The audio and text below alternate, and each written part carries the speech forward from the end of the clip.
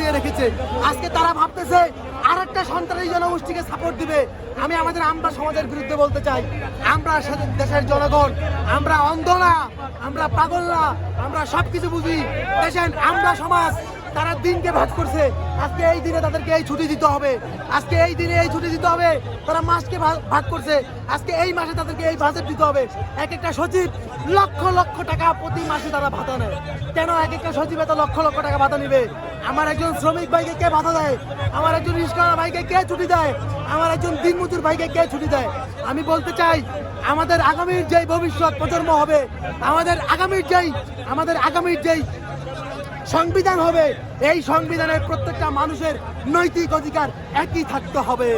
আপনারা দেখেন ৭১-এর যুদ্ধের পর আমাদের আমলারা, কেমিক্যাল ব্যবসায়ীরা, দোসররা যেই সংবিধান করেছে, আমরা সেই সংবিধানকে মাটি দিতে চাই, সেই সংবিধানকে আমরা পুঁতে ফেলতে চাই। আমরা চাই আগামীর সংবিধান জনগণের সংবিধান হবে, আগামীর সংবিধান সচেতনতার সংবিধান হবে, আগামী সংবিধান অন্যায়ের প্রতিবাদ হবে।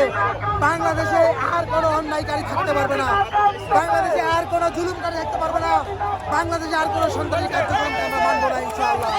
বাংলার জনগণ সব অন্যায়ের বিরুদ্ধে প্রতিবাদ করবে ইনশাআল্লাহ।